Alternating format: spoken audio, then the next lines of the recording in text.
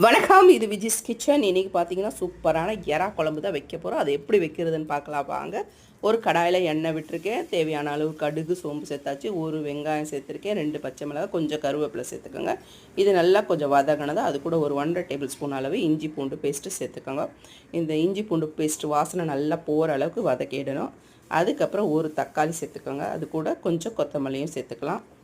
இதுவும் நல்லா கொஞ்சம் வதங்கினதுக்கப்புறம் ரெட் சில்லி பவுடர் கொஞ்சம், கரம் மசாலா கொஞ்சம், மிக்ஸ் மிளகாத்தூள் தேவையான காரத்துக்கு தேவையான அளவு வச்சுக்கலாம்.